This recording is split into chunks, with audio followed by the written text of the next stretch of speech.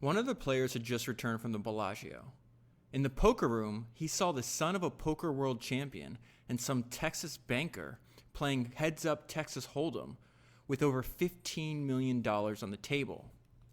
The amount simply would not register in my mind. I remembered from my earlier poker days stories about Doyle Brunson and Puggy Pearson playing rounds of golf for more money than Jack Nicklaus and Lee Trevino made in a year. I overheard pros describing their winnings in inches of $100 bills. But $15 million on the table? This much cash would weigh over 250 pounds. Don't ask how I know this. Suffice to say that people who weigh bundles of $100 bills keep a low profile. It just seemed like more money than even a phenomenal poker player could accumulate, much less risk in one game. The banker's place in the game didn't make sense at all. But he's a billionaire, another player told me when I tried writing this off as urban legend. Even if the banker could throw around that kind of money, why would he? That curiosity started me on the road to the richest poker game of all time and took me inside the world of high-stakes poker. For most of a year, I learned about the unusual and impressive skills that separate the best players from the rest of the field, the enormity of their successes and failures, and their shortcomings, which almost always stem from their strengths. I also had the privilege of witnessing the problem-solving skills of that Texas banker, Andy Beal. Beal, one of the great entrepreneurial minds of the information age, had accumulated great wealth, yet managed to remain almost completely anonymous. In fact, the Bellagio allowed him to register under the name Anonymous. From the time he was an 11-year-old buying broken televisions for $1 and fixing and reselling them for $30 or $40, to purchasing hundreds of millions of dollars of bonds in California utilities and airlines when most investors were writing off those businesses, he has never been afraid to venture into new areas, teach himself the rules, challenge the experts and prevailing wisdom, and measure the results. His approach to poker and to risk itself is unique. By ignoring and even contradicting conventional wisdom, he became extremely wealthy. His hobbies made him an important and credible figure in science and mathematics, areas in which he had no formal education. As I learned more about his improbable career and unique approach to financial intellectual issues, I wondered why can't a wealthy, smart, determined person figure out a way to compete on even footing with top professional poker players. Most important, I learned what a capricious game poker can be and what a difficult profession it can be even for its expert practitioners. In fact, when I started, I thought the central question of this book would be why Beal would attempt something so apparently foolhardy, taking on the best in the world at their game. But by the end of the story, the more pertinent question is why the professionals continued to take up his challenge. By the time the stakes reached their peak, the pros were potentially risking everything on an edge they realized was virtually non-existent. Okay, so that is from the beginning of the book that I'm going to talk to you about today, which is The Professor, the Banker, and the Suicide King Inside the Richest Poker Game of All Time, and it was written by Michael Craig. Before I jump into the book, I want to tell you how this podcast came to be. All the way back on Founders number 38, I did a podcast on the book Space Barons, and that book goes into the strategies by a bunch of modern-day entrepreneurs and how they build private space companies. So they talk about Elon Musk, Jeff Bezos, Paul Allen, and Richard Branson. And they also mention Andy Beal. So for that podcast, I decided, hey, I'm going to limit the scope of what I talk about with, because I found it most interesting that Elon and Jeff were taking vastly different strategies for similar goals, right? But I also brought up during that podcast how I wanted more books on Andy Beal and I couldn't find any because I found him such a weird, unique character. And I had a bunch of people reach out to me and say, hey, there is a book on Andy Beal, and it's this book. And then once I was made aware of the book, I obviously bought the book. And then what happened is I have a stack of books, probably close to 100 by this time, that I'm going to eventually get around to turning into Founders episodes. But once I was made aware of the fact that this book existed, I then started seeing it everywhere. I'd see constant recommendations on social media. It would make a list of like the most recommended, the top books for entrepreneurs and investors. After reading it, that makes perfect sense. So I just want to point out one thing. I get a lot of messages about people saying how much they're learning from the podcast. Just know that this is a two-way street. There's so many entrepreneurs I didn't know existed, so many books I didn't know existed if it wasn't for you. So I just want to make you aware of that. And then if you ever have any books or people you want me to study, please keep these recommendations coming, because a lot of them are outside of my view. I don't even know these people exist. So you're being very helpful. Okay, let's jump right into the book. Now, here's the thing. This is a little different. I'm going to focus, what I'm going to talk to you about is mainly on the characteristics of Andy Beal that I think can make him unique, characteristics we might want to copy in our lives. He's had extreme success in many different fields. I think people like that are definitely worthy of study. And I'm also going to talk about the similarities of poker players. And really what they're very similar to entrepreneurs or investors, athletes, anybody that's trying to engage in something that's difficult and trying to succeed in a complex adaptive system. So to this point, I want to start with drawing your attention to the fact that poker players are very much misfits, just like entrepreneurs, investors, and anybody else trying to do something unique. And so here's a professional poker player, describing the characteristics and traits that he possesses and that he feels a lot of his fellow poker players possess as well. It says, most of us, maybe all of us, have a little sickness in us. The people that end up in the biggest games are the ones that have a little too much gamble in them, but they've managed to figure out how to use it to their advantage. Okay, more about poker. Let me just tell you right up front. I've played poker a handful of times. I know next to nothing about it. So I'm not going to really be providing any input here. I'm just telling you what the author, who's had a lifelong association with poker, he interviewed dozens, if not hundreds, of professional poker players for the book. And another thing, this book very much is not like a typical biography. It has a main story, which is that in May 2004, the largest highest stake poker game of all time was played. I'm going to omit giving you any information that would ruin the story, because I think the book is so fantastic. You should definitely read it. It's one of the books that I would stay up late at night.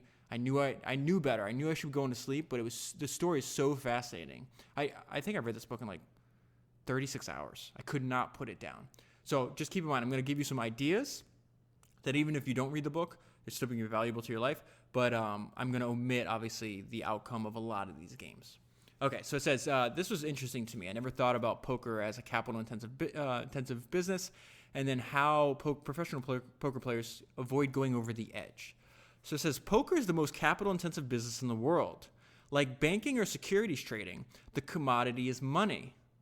But while technology and innovations like margins and interbank lending have supplanted the need for physical cash in the financial world, monetary transactions in the poker world have a medieval flair. Most of the high-stakes poker players, through their years of success, have deliberately kept themselves undercapitalized. This is really surprising to me. Because they have been aggressive about trying to shelter as much money from poker as possible. See, they're misfits. They have an addiction. So to overcome that addiction, they have to put their money in illiquid or less liquid assets than a poker game, which they could easily, and in some of the numbers in this case, the stakes got so high, they could wipe out their entire net worth in a few hours. So they're aggressive about trying to shelter as much money from poker as possible. They buy property, they start businesses, and they invest in the stock market. Okay, so now, I do need to give you a note on the numbers that are in this book. that I'm sure they're going to reference. It's also is important to understand the strategy, because at the beginning of the book, it talks about he was deliberate in bucking the trend and approaching it differently. He knew, hey, these people have been, they're professional poker players. They've been doing this their whole life, much longer than me. There's no way I'm going to beat them just copying them. So I have to come in at I have to find a different edge. And so one way he does that is he plays at extremely high amounts. And he does that intentionally to make his competition uncomfortable. And so this is just a note on the numbers in the book. In this case, this is the very first game that Andy plays. He's playing versus two other professional poker players almost by accident. One of them is this guy named Ted, but here's the numbers. It says in 10,000-20,000 Texas Hold'em. So it says the blinds are $5,000 and $10,000. Just know the book is going to reference this. So you can play a poker game with 15-30, 10,000-20. Andy wants to push this up those two numbers as high as possible. So he gets, and usually the poker players are trying to bring him on the other end of the spectrum. So he'll push that number, I think, as high as like 100,000, 200,000, or 50,000 to 100,000. But this is the description. So in a 10,000 to 20,000 Texas Hold'em game, the blinds are 5,000 and 10,000. With three players, it was costing Ted a minimum of $15,000 every three hands just to sit at the table. Okay, so these are already extremely high stakes, and Andy's going to keep pushing him higher. Beal was very aggressive. That's another trait of his that I'm going to repeat over and over again. Playing nearly every hand, raising most of the time. It was costing Ted $20,000 per hand to see the flop, and his bankroll was taking a beating. After 20 minutes, Ted was down to his last $100,000. So 20 minutes ago, Ted sat down at the table with $500,000. So he's down. In 20 minutes, he's down $400,000. And that gives you an idea of, you need to know that because this is integral into understanding Andy's strategy. He's obviously extremely, extremely wealthy at this time. He's a billionaire. His bank at this time is making a couple $100 million a year in profit, to give you an idea of what we're talking about here. So he's not going to be interested in just winning, $20,000 or whatever the case is. He wants these wide swings. Okay, so let's back up. I need to give you an intro into Andy Beal. I find this person, he's one of the most it's hard to even say that given all the founders that we've studied, but he's one of the most fascinating people I've come across. All right, so it says, more than 20 years earlier, when he was just out of college and starting his real estate business, he would travel to Las Vegas to play blackjack. He counted cards, treating the trips like missions, and won as much as $50,000 in a weekend. He had even gotten barred from some casinos. Winning like that was exhilarating, but he was a different person then. Though he did not spend lavishly on most things, he had long passed the time when making $50,000 was worth the effort a professional card counter would have to expend to win that much. He played aggressively by instinct. Andrew Beal's physical characteristics was a study in contrast. He was tall and broad with a large head, balanced on a wide shoulder. He's one of my big-headed brethren. This is great to know. He was also quiet and soft-spoken, preferring listening to talking. But once he developed an opinion and chose to express it, this quiet reserve vanished. He would bludgeon opponents into submission with the force of his reasoning, or just as easily probe someone with superior information with endless questions. He had little use for idle chat. This is a person after my own heart here.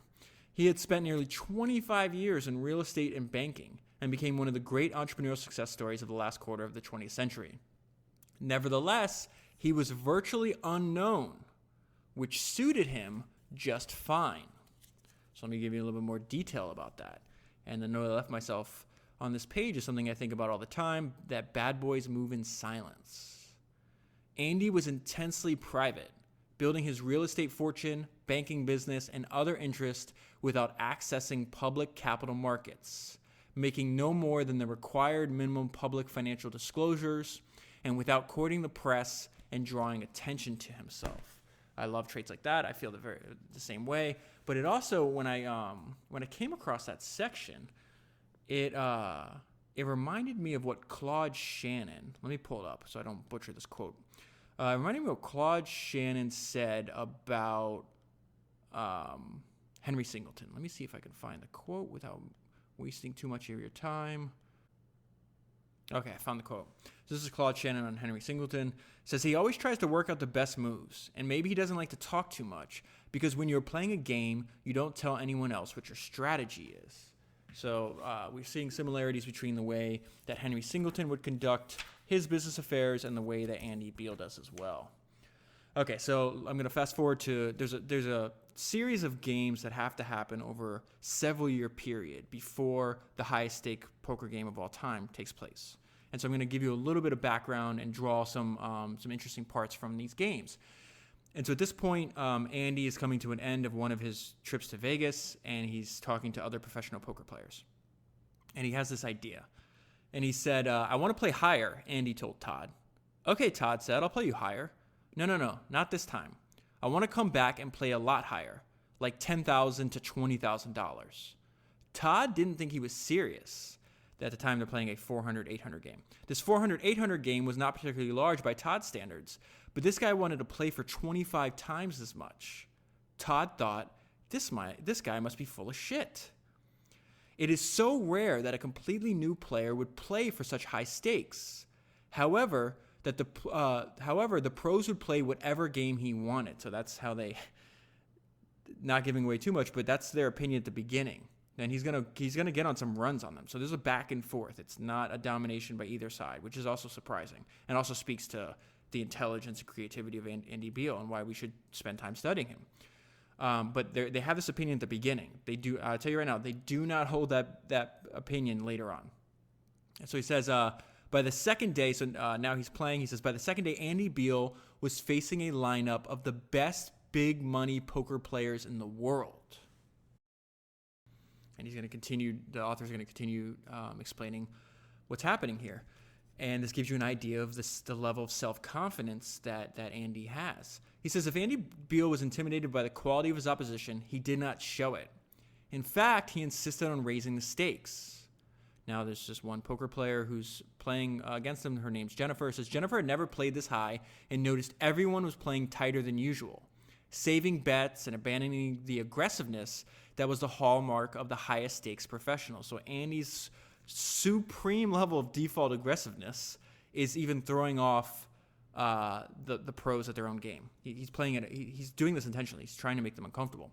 But remember, this is also an insight that he I don't know if I would say he stumbled into this by accident. So it says Andy Beal's backing down the best players in the world by raising the limits, she thought. This is unbelievable. Andy won over $100,000 in a game filled with the world's top money players. He was flabbergasted. Maybe I'm actually a good poker player, he thought. Okay, so at this time, he's going to stumble on the strategy, or I guess he's more intentional. He eventually says, I'm not going to play like a group of players like he was here. And he did this to isolate the probability to decrease the probability that they were cheating. So eventually he says, no, I'm going to play you heads up. Now he'll play a collection of pro players, but he plays them one at a time. And they have like a rotating team, which is even crazier because he just keeps playing and they can put in fresh people. So I want to tell you a little bit more about his reasoning. He says he was more concerned about being cheated. Everything about them, meaning the players, and the game seemed above board, but you really can never know, right? But they were all intimately familiar with both one another and all the angles, while he was the only outsider in their game. So he understood, I'm not going to accumulate more experience in a short amount of time than they have for 20 or 30 years. In some cases, he plays professional poker players. They've been playing for 4 or 5 decades. So he's like, I've got to figure out a way to find my edge, something that appears over and over again in these biographies. They know what they're strong at, they know what they're weak at, and they make sure they play the games and engage in the businesses that will lead them to the highest probability that their unique skill set that they possess, they'll reach the success they want to accomplish, which I think is something that everybody has to internalize and think about. Now, on the very next page, there's a lot of people in this book mentioned in this book that are also past episodes of Founders. So I'll put this in the show notes in case you want to use that as a reference to go back. But it says the influx of corporate investment in Las Vegas, first from Howard Hughes in the 1960s, then from Hilton family, and then lists a bunch of other people and high-profile individuals like Kerkorian. So they're talking about in this section how different Vegas is in the 2000s, early 2000s, when the story is taking place than it was, say, in the 60s, 70s, 80s. Now, Howard Hughes, I covered on Founders number 59. Conrad Hilton, the founder of Hilton Hotels, on Founders number 67. And Kerkorian, which is one of the craziest life stories, on Founders number 65. So if you have not gone back and listened to all of them, I'd highly, highly recommend you do so. Now, getting to the point of this entire section, Andy's been thinking about it, and he says the ideal situation he realized was to play them heads up. So that's where he feels he's going to have the greatest advantage and the only advantage in being able to beat them. Okay, so now a little bit more about the personality, like what kind of person becomes a professional poker player. It says professional poker players were the ultimate independent businessmen. They had no bosses, no employees, and no set hours. It would be an understatement to say that poker players are difficult to manage. I'm telling you this for a reason. I'll get there in 1 second. Just keep everything I'm saying in your mind, okay? Most chose poker because they didn't want to be the subject to anyone else's rules. Every one of them was idiosyncratic about making financial and scheduling commitments. They all had phenomenal capacities for strategic thought, and they generally had few opportunities to exchange opinions and rarely had to give in to someone else's authority. So, this is also, if you're thinking about, we just talked about his strategy. I'm not going to sit down at a table with 5 professional poker players and try to beat them all at once. I'm going to play heads up. You can rotate in all these other people, but it will be one-on-one. Now, that means he's essentially saying, I'm going to play a team of professional poker players. But poker players are not used to playing on the teams. They're lone wolves, okay? So this is also important to understand Andy's strategy. So there is one person, it's like the godfather. I don't know too much about the poker industry, but from reading the book, it sounds like, he's one of the OGs. His name's Doyle Brunson. He's the one that Andy, every time he makes a trip to Vegas, he's the one that Andy contacts, and Doyle Brunson is kind of responsible for herding cats, right? He's got to try to match these people. He's got to, there might be 15 players, 10 players on the team, depending on who's in town, who's not playing in the tournament, who actually has the bankroll. So that's the background you have to understand I think it's important to understand Andy's strategy of heads up, and also why he thinks that's advantageous to him is also because of the nature of his opponent, which is very smart. I mean, I'm going to say this over and over again. The dude's freaking brilliant. But it's very smart for him to pick up on that and use that to his advantage. It just gives you the idea of the brilliance of his mind and his strategic ability. All right, so now we're going to get in a little bit about the negotiations between Brunson and Beal. Brunson explained the situation to Beal. He contacted everyone he thought might be a threat to get into the game, and though Beal would only play one opponent, the opponent would be playing his or her own money plus the money of the other players in the group. Okay, so that's another insight about poker players. They're fine. They're much more comfortable living and dying by their own skills.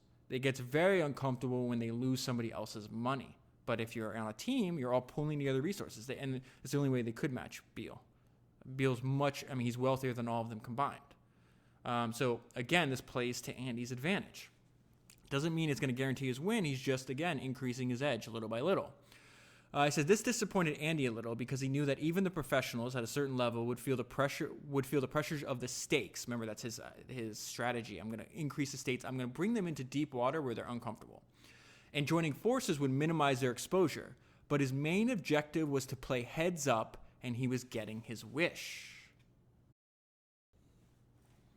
This part was interesting to me because what I'm about to read to you, I think, applies to, there's this well-known phenomenon about the entrepreneurial roller coaster. It's this emotional roller coaster. What I'm about to read to you applies for entrepreneurs or really anyone that is doing anything that is hard. You're going to have to navigate peaks and valleys, and that's just the reality of life. So it says, poker could be such a lonely occupation, and the low periods could be so devastating that seeing how players in your situation have succeeded could be an important sustaining force. So they're talking about the benefits of studying the history of your industry, because inevitably what you're running into is not unique. It's not novel. It's unique and novel to you, but it's not unique and novel to human beings throughout history. So I do agree with that. I do think I derive strength from the struggle, from hearing the stories of people struggling and then overcoming that struggle and understanding that, the way I'm feeling right now, it's just not unique. Okay, so I'm going to give you some highlights. There's a bunch of games that happen during this brief time, this multi-year time period before the big game. And in some cases, Andy does well. He adjusts, he learns, and in some cases he gets wrecked. And so it says he's playing this guy named Howard. It says Howard made short work of Andy, winning $1 million in less than 3 hours. Howard played even more aggressively than Andy. Remember, Jennifer was talking about, she was noticing Andy's aggressiveness was causing other players to back down, to not use one of their advantages. Howard didn't give in to that. It says if it wasn't clear to Andy Beal before, it certainly was clear by now. He was far, far behind poker professionals in every area that counted for this game. Beal had a lot of money and a lot of gamble. That's the compliment that professional poker players gave him, that he wasn't scared of risk, but not much skill. This is so they wound up taking him for I think like $5 million in this trip, something like that. And so then they start talking about amongst themselves what happened, and they're describing Andy in this next sentence. He came, he saw, he was conquered. Okay, so a few weeks after he lost all the money, he decides, I'm going to go back and I'm going to change my strategy. And this is why one of the main things to understand about Andy is he understood the power of trial and error and that you derive knowledge through experience. There's a lot of knowledge that people can tell you, but some you're going to discover by accident through experience. So he's like, okay, well, maybe I made a miscalculation. Maybe I'm playing heads up because that would limit their ability to cheat, but maybe I'm not good enough to play them one-on-one. So he goes back. He's like, okay, I'm gonna try to play in a group and see if this changes anything. But there's one sentence that I think is extremely important that Andy understood instinctively, and that's the benefits of exposing yourself and competing against the very best in the world at what you want to do. So he says he specifically wanted to test himself and his developing theories against the best players. Now, why would he do that? Because he understood that's where you're going to learn the most. And his goal is on improvement of this very specific skill. So to do so, he's got to expose himself to the ideas and the interactions with the people that are the very best at what he's trying to accomplish. I think that's extremely smart and extremely rare. And it's something I think about all the time in my life is like, am I taking it too easy on myself? Like, comfort's a false god. We talk about this all the time. Like, maybe I should design an environment that's even tougher because it's the only way I'm going to reach my full potential. Anyways, back to the book. He says, why didn't Andy Beal insist on playing heads up as he had on the previous trip and he would on all future trips? Okay, so there's just one trip where he changes his mind, and then through experience, he's like, oh, no, okay, my theory was sound. He just wanted to make sure he wasn't making a mistake by insisting on playing heads up. So that's the entire point of this trip, that he's testing one variable. He's like, all right, maybe I should be playing in a group like everybody else. The result is, no, I need to go back to heads up because that is where I'm going to find my advantage. Now, I want to go back. I want to tell you more about this idea of the emotional roller coaster, which is extremely common, and another theme that we learn over and over again through these books and these life experiences, that at some point, you're not going to get the life you want unless at some point you've got to bet on yourself. Nobody is coming to save you. So this is a professional poker player, one of the most famous. His name's Howard Lederer, I think. He's talking about both of these things. Most of the millions of new poker players and fans who saw Howard Lederer as bulletproof would be surprised to know that he spent a significant amount of his time at the pinnacle of the poker world, just one wrong move from financial ruin. This now quotes from Howard. I definitely had periods of doubt and didn't want to admit defeat. I had internal dialogues saying how much regret I'd have to carry if I had to admit defeat. His skills and desire was so great that he had persevered. So I've had, tons of my mind playing tricks on me. I think you have had too. We're saying Howard's going through the same exact time. Definitely had periods of doubt and didn't want to admit defeat. So he's going back and forth. He's having some success. He's having some failures. And he's like, you know what? I'm doubling in. He says he cut out all the other activities, especially backing other players and then investing in too good to be true business deals. Since then, he had managed to keep his finances in order. Direct quote from him again. At some point, you have to say, okay, maybe it's just time to bet on me. So there's a lot of things going on there. One, he's betting on himself, but before he's able to bet on himself, I think like we talk about this idea all the time. Humans score in the abstract. We think that attention is just, infinite. And it's the opposite. Like what we direct our attention to is probably the most valuable. Our attention is probably the most valuable, single most valuable thing we possess.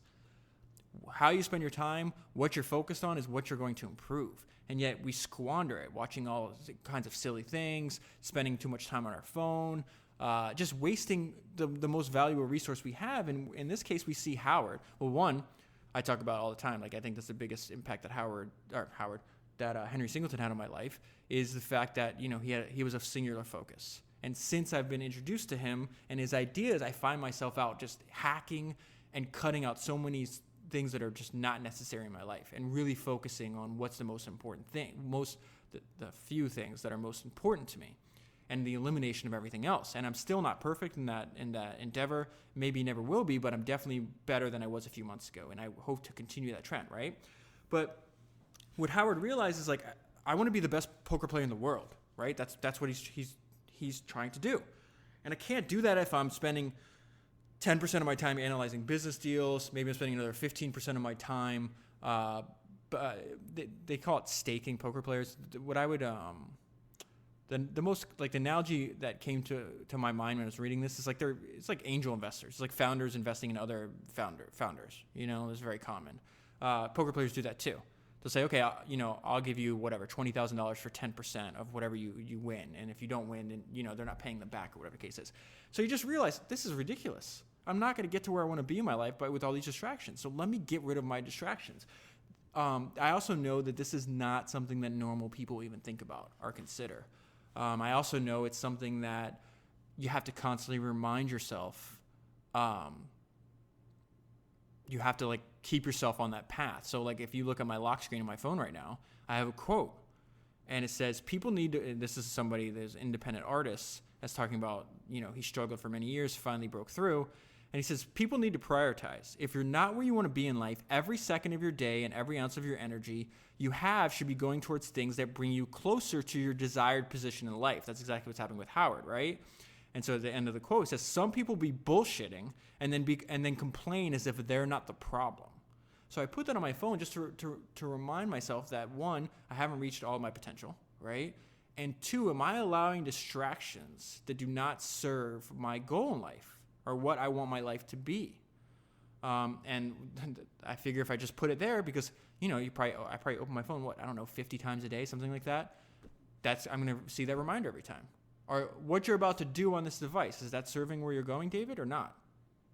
Because if it's not, then you're lying to yourself.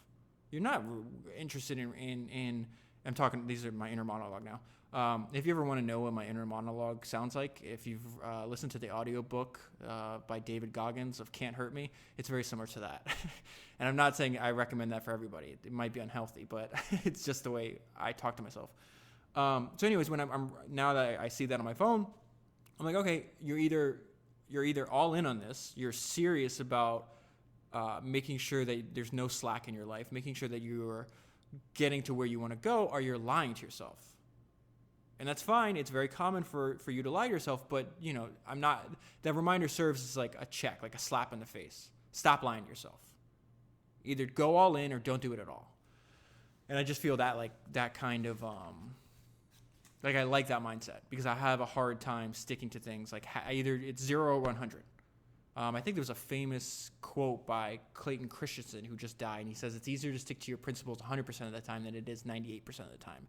And I think there's a lot of wisdom in that word, in his words. I think that came from his book, How You Will Measure Your Life, which also will probably be a future episode of Founders one day. All right, let me go back to the book.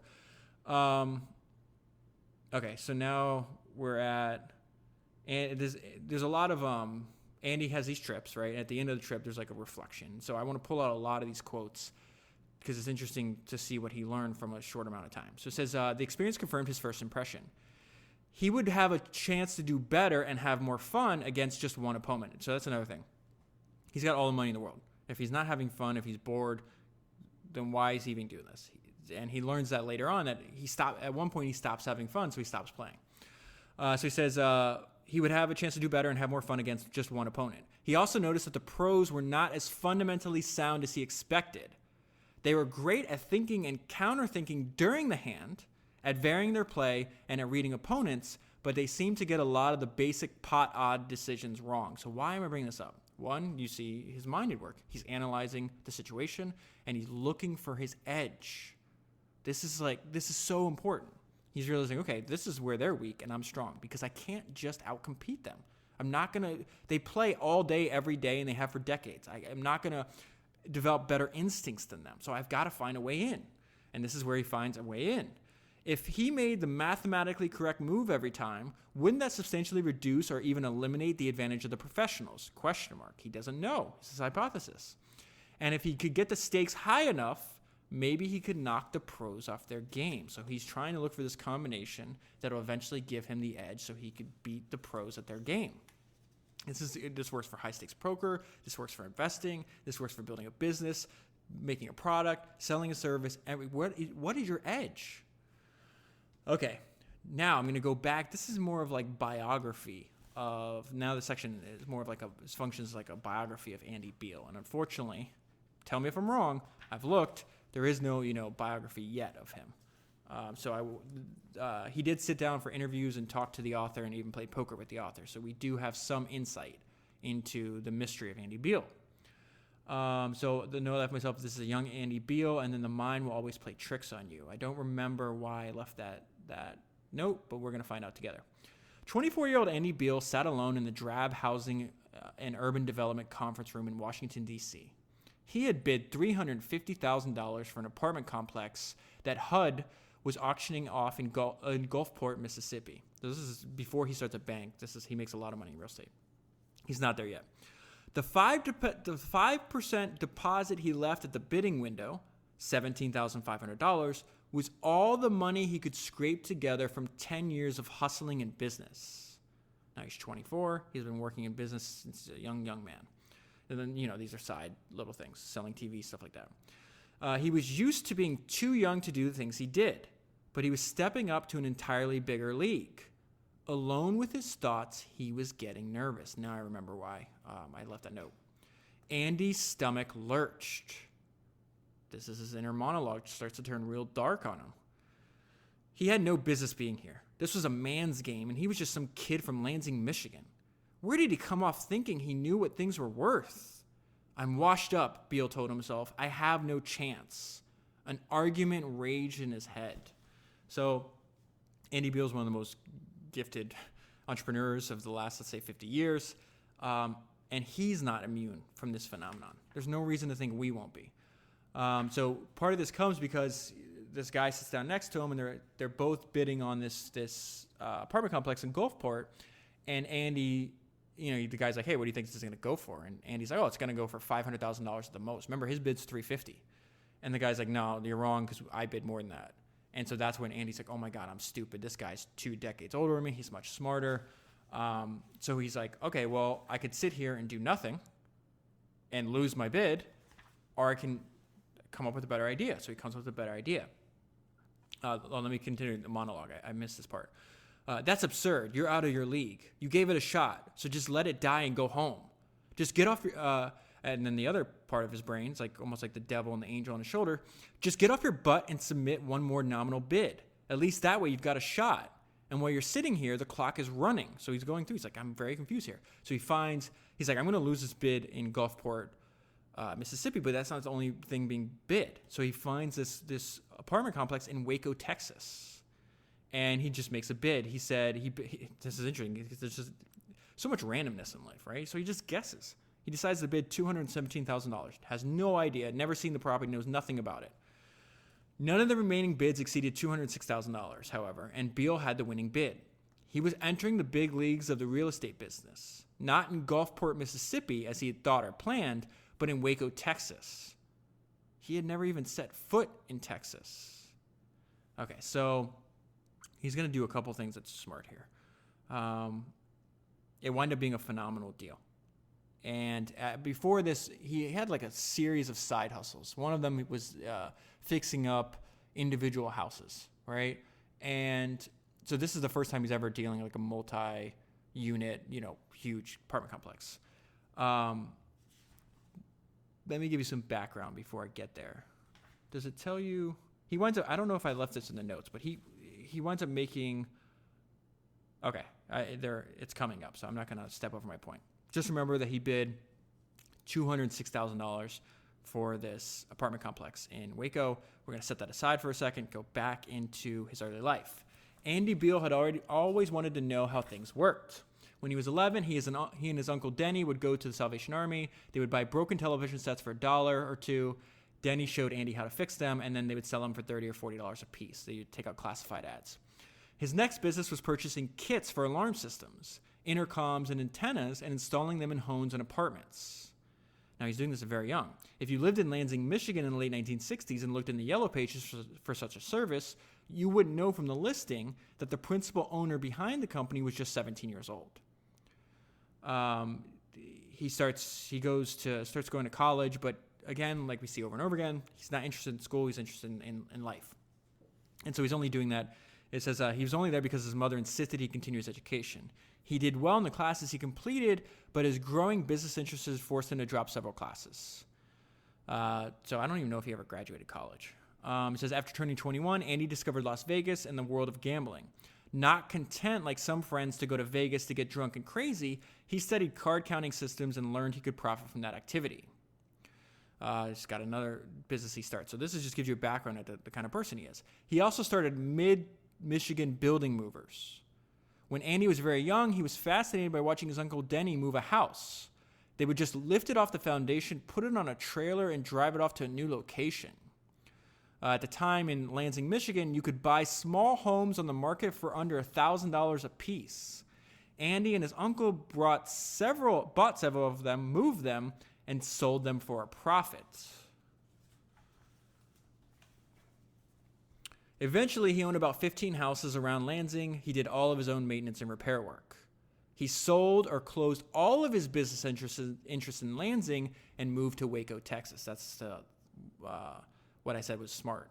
It's like, well, if I'm all in, if this is all the money I have, I cannot be distracted. I got to take this serious, and I can't manage this from Michigan.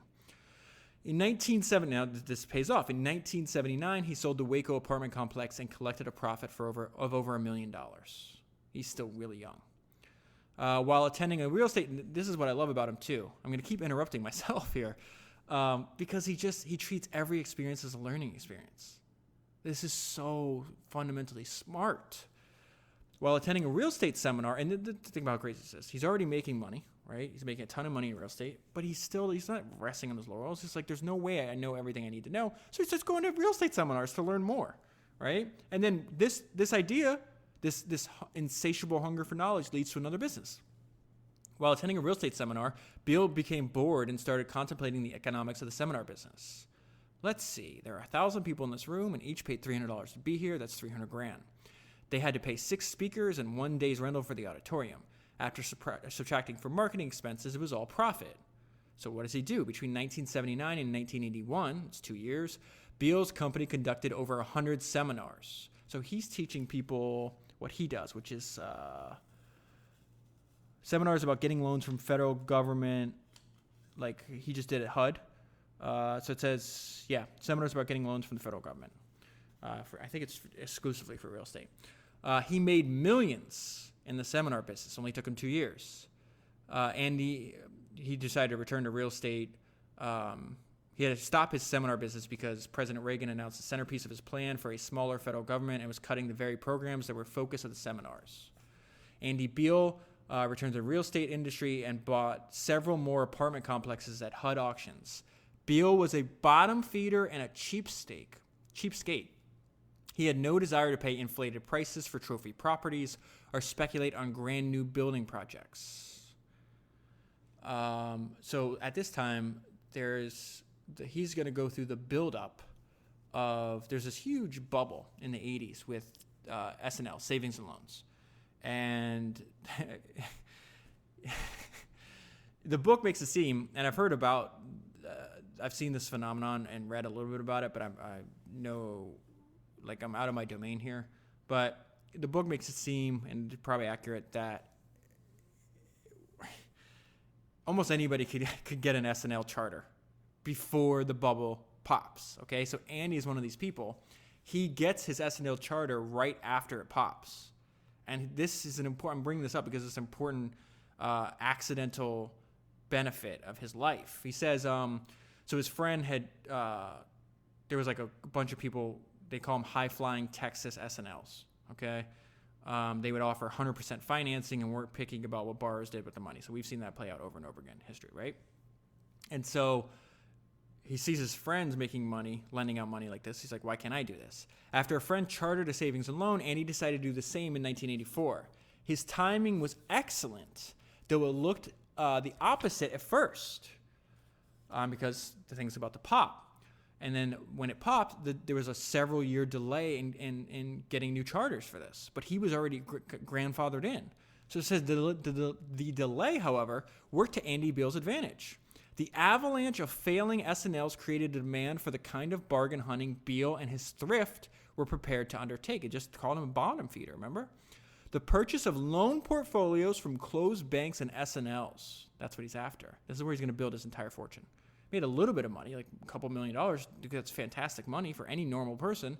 But this is where he's going to eventually turn into Beal Bank, and that's just going to make him one of the most wealthiest people in the world. Like the HUD auctions Beal attended a decade earlier, Washington was selling assets at a fire sale prices. So again, he exposed himself to all these other experiences that then used that knowledge later on to apply it to a different domain. So just like the federal government was selling entire apartment complexes for, way under value, they're doing the exact same thing with old assets of failed banks.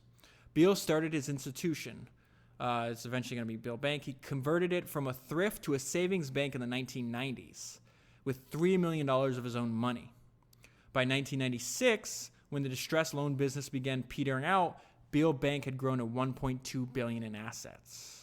In 1995, it generated $27 million in income. The next year, it was $48 million in income. So we see how fast this business is growing. By the year 2000, it was over $100 million a year. Despite his great and increasing wealth, Andy Beal never bought into the cultural equivalence of wealth and celebrity. If his money had made him a public figure, it was not with his consent. So, to the contrary, he delighted in his relative anonymity. He rarely gave interviews and usually regretted it afterward.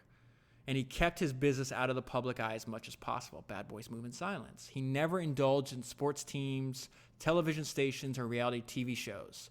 None of his companies had ever gone public, so he never had to court investors or disclose anything about his operations to them or to the Securities and Exchange Commission. This is like my idea of heaven.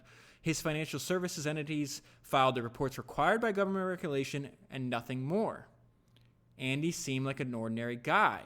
On casual observation, it appears there is less rather than more than meets the eyes. Taking a visitor to dinner, he drives a several-year-old clunky SUV. He doesn't have a chauffeur, no limousine, and no Mercedes. This is typical of his travel. He has never owned an airplane. The idea of spending $20,000 to fly from Dallas to Vegas, the approximate cost if he owned or chartered a private jet, is beyond ludicrous to him. American Airlines flies back and forth between the cities 10 times a day, and the round-trip ticket costs under $300. That is the cost of a coach ticket, which is what Andy Beal purchases. His interests were unusual, as were his approaches to pursuing them. The only common thread was that once Andy's mind became engaged, he didn't do anything casually. So we learn a lot about Andy there. I think the main thing is he has enough self-confidence that he's fine thinking for himself. And even though people, he could look around his other peers of his, and they would engage in behavior like spending $20,000 for a 2.5-hour flight, he's like, that just doesn't make any sense to me.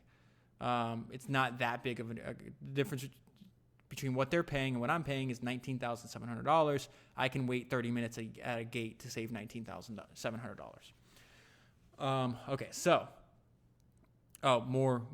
Okay, so I actually need to. So now we get to the part of the book where this is my first introduction to Andy when I read Space Barons, right?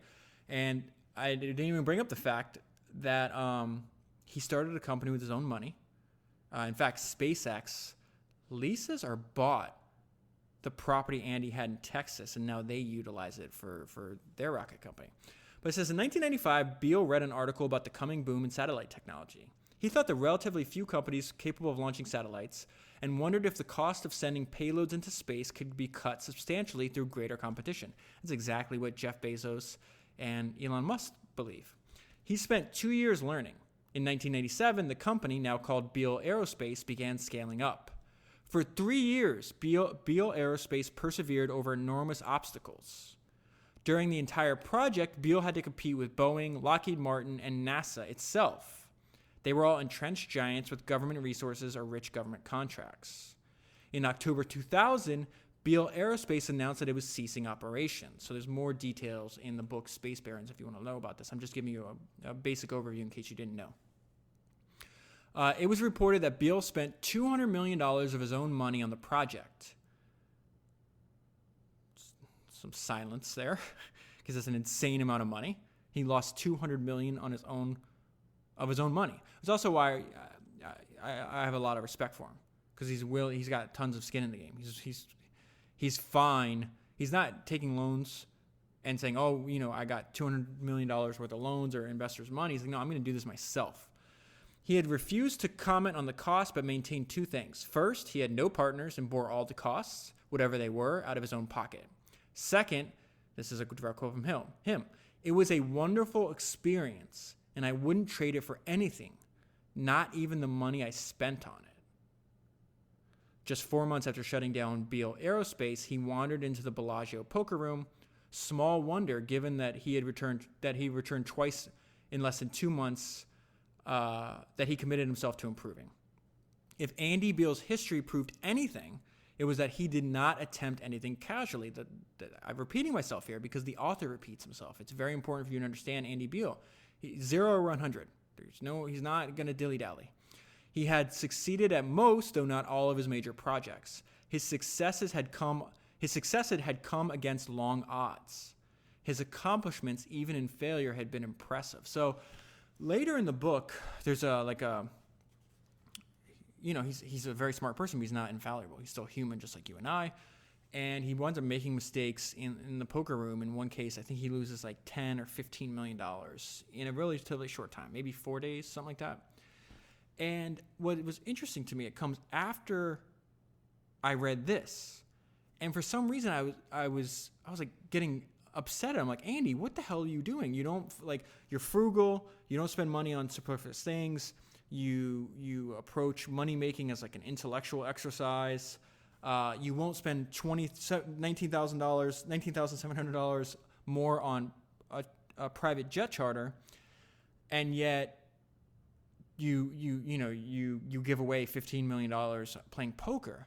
And then I realized an inconsistency of my own thinking. I was like, well, why does the fact that he lost $15 million strike you as it's not my money? First of all, it's like not infuriating. That's the wrong word, but I was agitated at what I was reading. I mean, that's what great books do, right? They provoke some kind of emotional response. Could you imagine how boring this podcast would be if I didn't get excited or frustrated or anything? You know what I mean? Like, that'd be boring. And I was like, but you were just clapping the fact that he risked $200 million. Like, he had the fortitude and like the gumption to say, hey, this is a really hard problem. I'm willing to risk my own money to try to solve that. And you thought that was admirable. And yet, it's the same thing. Now, obviously, the outcome is not the same for humanity. It's better if we have access to more of space through dropping how much it costs to access it, right? We might find things out there that could benefit our life back on Earth. But it's the same thread. You don't know, what does Jeff Bezos always say? Like, you have to innovate and you have to take risks, because if you knew it was going to succeed before you did it, it's not an innovation. It's not a risk. And so Beal, the two different domains, I'm going to try to lower costs in reusable rocketry. And I'm going to see if I have the skills, if I have a weird approach that I could beat poker pros. In both, what I realized is the inconsistency of my thoughts was in both cases, Andy is risking assets, financial assets, on whether he could solve the problem or not. So I just realized I had to check myself. I'm like, oh, you're not even interpreting this correctly. If you sat down and thought about it a little bit more, you probably arrive at a different understanding. All right, so this is how Andy Beal finds an edge in poker. He goes to Vegas for a weekend or whatever, gets his ass kicked. And so he goes back. He's like, I need to learn more. So I need to find another edge. Because he'll constantly make improvements, and they'll work for a little bit, and then he'll take a couple steps back. And he'll do this over and over again, which I think is a good way to approach any problem, right? So it says he wrote his own poker program in BASIC. It was very simple. It dealt out combinations of 52 cards in the deck and ran large numbers of trials to determine the likelihood of different hands prevailing. In addition, he could set up situations and run them a million times to see the likelihood of different results. If you dealt out a million hands of poker heads up, you found out some interesting things. He knew, why is he doing this? Because he knew he would never have the pro's faculty for reading opponents, but he would put himself against any of them for knowing the percentages. So he's looking for a mathematical edge, something that they might not be doing. And this is the results of studying poker for almost a year. Howard, he's replaying that guy Howard who took him for over $1 million relatively quick. Howard immediately realized that Andy had focused a lot of attention on poker since being blown away in their last heads-up encounter. From Wednesday through Saturday, Andy Beal systematically mowed down the best players in the world, racking up decisive wins.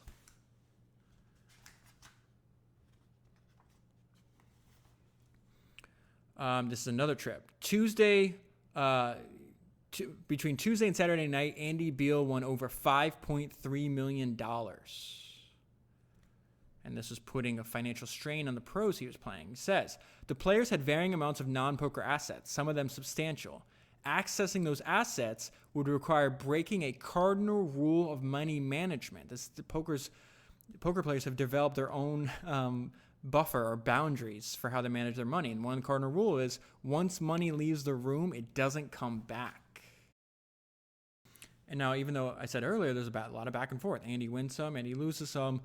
If you want to know the outcome of the game, you can Google if you don't want to read the book, but you should read the book. It's fantastic. Now, I want to isolate, though, what's happening here is when he starts studying, starts getting better, and this is now the professional poker players referencing Andy. And I think it's which makes him such an interesting person to spend time reading about or studying. He says, that's a hell of an accomplishment if you can pull it off. To come to Vegas and play in a game bigger than has ever been played and face 7 or 8 of the top 20 players in the world and win, that is one hell of an accomplishment. So that's exactly what the book is about, what's happening. Now, they talk about the biggest game ever played. This is before, eventually the stakes get higher, so they'll set the record for the biggest individual game, and then they'll keep going higher and higher until the very end. The last few chapters of the book talks about the biggest game. Now, eventually, the edge he finds, the pros find a way to neutralize it. And so Andy has to respond. And what he does is, this section is very Ed Thorpian. If you listen to the podcast I did on Ed Thorpe. It says, closing himself off to the pros became an obsession with Beal, and he went far beyond the conventional measures. Was the amount of time he spent deliberating before acting, giving away information? He developed a way to randomize his decision time. So he talks about the time he sees the cards and the time he acts on that information. So he's like, maybe I'm giving a tell and I don't even know, because these guys are masters, and women are masters at finding tells. So it's like, I'm going to come up with a way to randomize this. He built a tiny battery-operated motor that he placed inside his sock. The motor would issue a small vibration every 8 seconds. Andy would make his decision.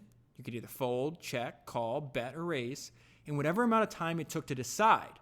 But he would wait to act on that decision until the next vibration. That could be a half second or up to 8 seconds after he actually decided what to do. There would be no pattern to how long it took Beal to bluff, slow play, check and call, or make any other decision during a hand. This section, I'm just bringing up a favorite idea of the podcast. The books are the original links. This is about a guy that Andy plays against and meets during his expeditions in Vegas. His name's Lyle Berman. Berman, the wealthy venture capitalist, casino operator, World Poker Tour founder, was a member of the group for the first time. He had a lot in common with Andy Beal, but they had never met. Both men were gamblers who had followed their instincts and curiosity rather than conventional wisdom to become successful in many different businesses. So he's got, in addition to founding the World Poker Tour, being a venture capitalist, a casino operator, he was, I think, one of the founders and CEOs of Rainforest Cafe. He's got a weird collection of business ventures in his life. He also wrote his autobiography is called I'm All In. So as soon as I read about that, I found the book and I ordered it. So I don't know when, but it would eventually be a new episode of Founders in the future. Okay. At this point, I'm fast forwarding a bunch to the story, like I told you over and over again. This time he's back, okay? And he's coming back after getting rocked and losing a bunch of money. And that's the thing. Like, you can make an adjustment and you could get a little bit of success, but you're going to run into another obstacle. It's not just like this straight shot up. And Andy understood that because he's succeeded in a bunch of different domains. But what he does here is smart. He identified his weakness and then he enlisted help to correct them.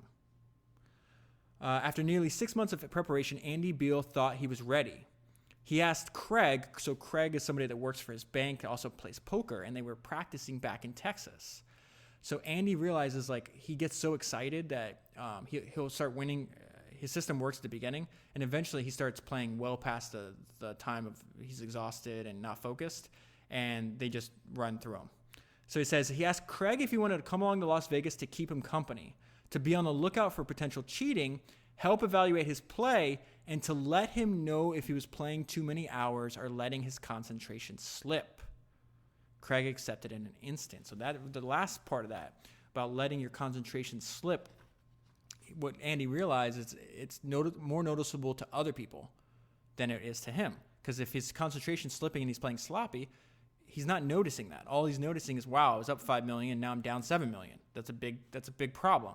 Let me find ways to. So essentially, the main point of this, me bringing this up to you, is like analyze your weaknesses and find ways to if you're not going to turn them into strengths, at least to minimize or to negate the potential effects of your weaknesses, which is exactly what Andy's doing here.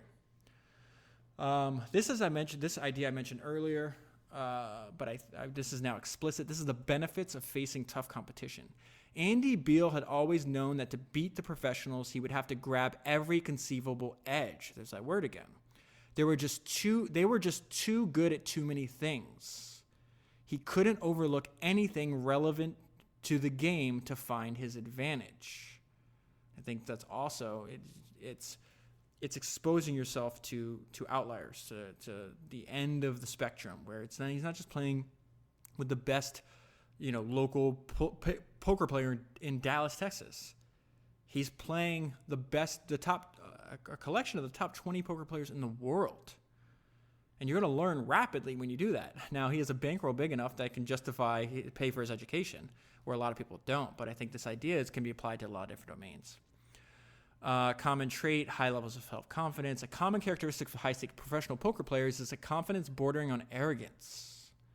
Playing against other pros and skilled amateurs night after night was so competitive that players would crack under the constant pressure unless they truly believed that they were better than anyone else. This is interesting to me because this is things professional poker players value. No teams, no interdependence, no politics, clarity and simplicity. I also think that we're going to see more and more. My own thesis behind this is that the future of work is going to be much smaller teams. You might have a company that has 100,000 customers. There might be 3 employees. It's actually the premise of that book. I did a podcast on. It's on the Founders Reviewer only feed. I'm eventually going to make it, redo it for the Misfit feed, but it's called Unscaled. It talks about this. It's essentially the opposite of what happened with the economy, the benefits of economies of scale and, say, post-industrial revolution, to that trend is reversing now in some domains. And so the reason I bring this up is because what I think professional poker players value, I think a lot of other people value, especially introverts. And I think we're going to be able to take a lot of these traits from professional poker and other domains like music and certain, like even certain sports, like individual sports, and apply it to your craft, to business. So it says, poker players are not team-oriented. Most of them chose poker because they wanted to avoid the interdependence of conventional work. And then they talk about some poker players elaborate on this. The thing I really like about poker is the lack of politics. I mean, who really likes company politics? No one, right? You could just sit down at the table and you're competing mind against mind. There's no pretense about it. There's no office. There's no backstabbing. So now Andy's back for another trip. He's done more research. Every time he'll go home, usually for a few weeks, but most times for a few months, and really try to improve on what he's doing. So let me just read I think my note might even be longer than the section I'm going to read to you. But it says, Andy gave out no information, but collected and learned from his competitors. So he's essentially engaging in asymmetric information warfare here. But collected and learned from his competitors. He was aggressive, but under control. Under control this time, I should say, because he lacked control last time. And the continuing my note, says this would increase your chances to win at a lot of other things, not just poker. So here's what I talked about. Ted, one of the professional poker players, Ted agreed that Andy was outplaying them. Beal had made himself hard to read and was doing a good job at noticing when they changed speeds. He was always dangerous with his aggressive style. But if he could continue to keep such tight control of himself and remain methodical, he had an excellent chance of winning. Okay, so this is right before the big game. It's at the it's the early years of that World Poker Tournament, whatever it's called. You've probably seen it. It's on all over the networks. Before, at the beginning of the book, it didn't exist. And then once it starts coming on TV, there's like an explosion of popularity. So tons of more people start playing poker. You have, there's stories of people that enter a tournament with $40 and wind up winning $2.5 million. So of course, when you hear stuff like that, just like anything else, humans are going to flock in there. But they were also surprised at how big the ratings were. And it's not really surprising if you think about this sentence. He says, the idea was spreading that poker players in general could be unusual, exceptional, attention-worthy people. I bring that up because it's the same for the founders that you and I study. I am extremely attracted to unusual, exceptional people. I like learning from them. It's fun. I think it's a great way to spend your time. And so we happen to do this in the domain of, say, entrepreneurs for the most part. But people find it worthy. Poker players study. I think why do people watch professional sports? Because it's one thing to watch a basketball game at your local park, and it's another to see something in the NBA. You want to see things done at the highest level. I just think it's a very common human trait. Now, I just told you that what Andy was doing was smart. He's studying. He's coming back every time, but the edge appears for a little bit and then is whittled away. And so sometimes it's whittled away through, not because we don't know better, because we're incapable of doing better at the time. So this is the difference between knowing and doing. His aggressive style and understanding of the fundamentals made him competitive. He felt his problem was that he was letting the pros get to him. With nothing else to do but play and no set times to finish or go home, he was staying too many days, playing too long, and losing his focus. Once he became fatigued, he was easy to read. He knew he was becoming careless in many little ways. So let me pause there. What do you mean? We already know this. That's why he asked somebody that works for him to come and make sure he doesn't do this. But the difference between knowing and doing. One of the things he mentioned to Craig before the last trip was for Craig to let him know if he was playing too many hours or getting sloppy. Craig did exactly that, but Andy ignored him. Just another half hour, or just a few more hands. He was learning the game, but he had not yet learned to manage himself. That's so important because it's so human. If this is happening to Andy, undoubtedly it's happening to us. I veer off the path all the time. I do dumb shit all the time. Stuff I know I should not be doing. Perfection's not the goal. But if we chase perfection, we'll eventually attain excellence. That's the goal. And so just understanding, it's not like, I solved this problem and I'm done. No, it's a constant battle over and over again to stop you from sabotaging yourself. Andy Beal is sabotaging himself. He's losing millions of dollars. It doesn't matter if he has $1 billion. Lose $15 million is going to hurt. It's going to make you feel uncomfortable. And I think, again, we just talked about the value of studying extremes. Understanding this happens at extremes, understand it's probably going to happen to us. So let's just be aware of that. And we'll work our way through it. Here's a note I left myself. It's a question. I don't know the answer to this, but I do want to know the answer. How can we simulate an environment like this for ourselves? Andy had played against the best poker players in the world for nearly 300 hours. It was impossible to stick around against this level of competition and not improve. So maybe a proxy for that is studying the lives of exceptional people, reading biographies. But I do think what the author said is true. It's impossible to stick around against this level of competition and not improve. You just learn too much. So I just mentioned, we all veer off the path. Here, Andy veers off the path, and it costs him a lot of money. According to Todd, he won the group more than $13 million in 2 days. That's $13 million of Andy Beal's money. Affording the loss was no problem, but Andy Beal valued his money much more than he demonstrated at the end of the game. He would fly commercial to save $20,000 on a private jet. That was a no-brainer. He would even fly coach to save $500. But he sat there with Todd, that's a professional poker player he's playing, not doing what he trained himself to do, not having fun, and gave away the last of the $10 million. He was disgusted with himself. He had done the very thing he knew led to his defeat in the spring. He allowed himself to be worn down by playing too much, then playing badly in that condition. He didn't know whether he wanted to get away from poker forever or try again, but without making such a stupid error. So I just saw this interview with the fighter Conor McGregor, and he's a very fascinating person. Even if you're not into watching fighting or any kind of sports at all. I'd watched the documentary. It's on Netflix. It's called Notorious. And you have Conor McGregor. The insight that this person had is insane, where it shows Conor McGregor in his early days when he quits his job. I think he was like a plumber's assistant or something like that. He's in Ireland. He has no money. Him and his girlfriend at the time are having to live with his mother. He's getting mail from like debt collectors and all kinds of stuff. And all he's talking about is like, I know I can do this. I'm dedicating all of my time and effort thinking about how to become a professional fighter. I know one day I'll be a champion. One day I'll have more money and I'll be able to set my mom up forever. My grandkids will be rich. And what's interesting is it like shows him say this stuff when he had no reason at all to believe it. It's a fascinating documentary. It's only like an hour and a half. And you go from, him telling you what he's going to do to seeing him do what he's going to do. And he does that through consistent effort, through learning, through watching what he pays attention to. And he talks about this over and over again. And then what happens? He's 28 years old. In 1 year, he makes like $100 or $150 million. And then he starts getting arrested, starts partying, starts drinking.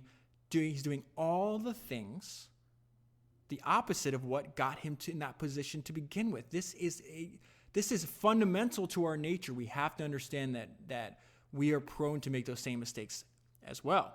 So just recently, he decided, he's like, I'm not even the person I don't like the person I've become. I'm disgusted. And so he goes back to the basics. He just starts focusing on fighting, starts focusing on training, starts focusing on being a good person, staying out of trouble, doing all this other stuff. And then he gives this interview, and in it he says, listen, when you know what you should do and you don't do it, it makes you sick. I felt that way. Andy Beal, why am I bringing this up? So I felt that way. Conor McGregor felt that way. And where we are in the story, Andy Beal is feeling that way. He knew what to do, and he didn't do it. And that feedback loop, he's like, oh, I'm disgusted with myself. Being disgusted with your actions, with your current state in life, with the decisions you're making is a very powerful tool to implement change. I don't even know if we're capable of implementing long-term change without that feeling. So I just want to bring that to your attention because I think it's something that we should keep in the front of our minds. Use the feedback that your inner monologue gives you to make changes, to adapt, and to overcome whatever it is you're doing in your life that you know that you should not be doing. Okay, so now we got to the point where the big game happens. I'm going to admit, I'm not going to tell you what happens, okay? But I do want to share this weird thing, and I'd love to know for myself. What a bizarre, nonchalant way to start an important day. This is the day that he's like, this is it. This is the day I've been waiting for. I'm going to finally get to play the stakes as I want to play them at. But how he starts his day, and like, for me, I'd be like, focused. I wouldn't want to do anything. He doesn't do that. On Wednesday, May 12th, 2004 at 3:40 p.m., Andy Beal and Todd Brunson began the richest poker game of all time. 3:40 in the afternoon, okay? How did Andy spend that day? He started it by wiring $15 million to the Bellagio. Then he went and joined thousands of poker players who were trying to get a discount on a $10,000 buy-in for a poker main event by entering $1,000 single table satellites. It's almost like a tournament before the tournament, right? Andy entered 3 satellites but did not win a seat. He's about to play for $15 million, and now he's doing a $1,000 buy-in. He did not win a seat. It was a tedious experience, mostly pursued out of curiosity. After that, he attended a Las Vegas business meeting from 2 o'clock to 3:15, and then he arrived back at the Bellagio. His $15 million was in the cage, and Todd Brunson was ready to play. Okay, so then here comes this, over 2 days, they have the largest game in history, and I'm just going to end here with the reflection by the author. He says, I had an opportunity to learn from some very wise gamblers. I would say founders exist, so you have the opportunity to learn from very wise entrepreneurs. I can say 2 things for certain.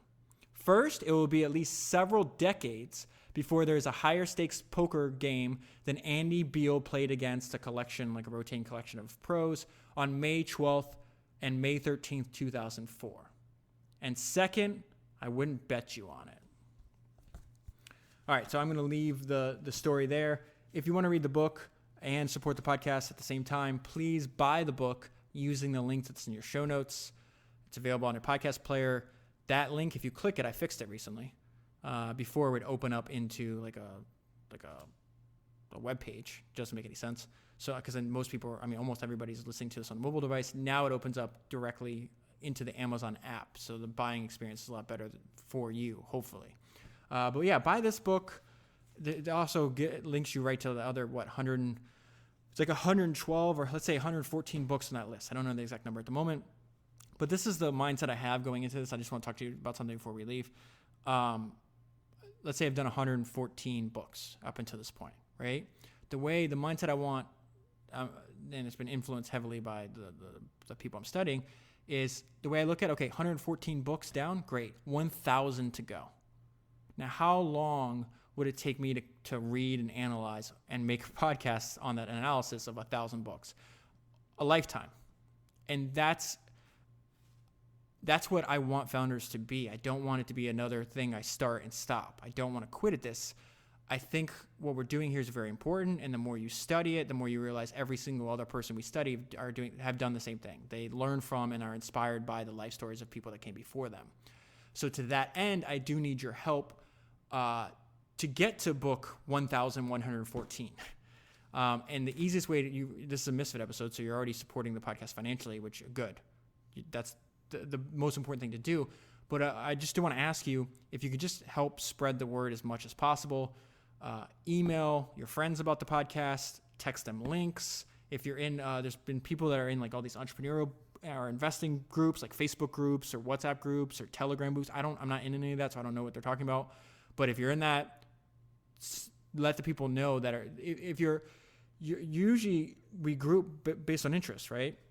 So if you're interested in this, undoubtedly you're part of some kind of social group, whether it's your family, friends, professional groups that would be also interested in that. So I am just asking for the favor that you tell as many people as possible about the podcast, and not just today, but in the future. Every little bit helps, and that is, on an individual basis, what you can do, because I think we're going to learn a lot, from covering 114 entrepreneurs, but we'll learn even more.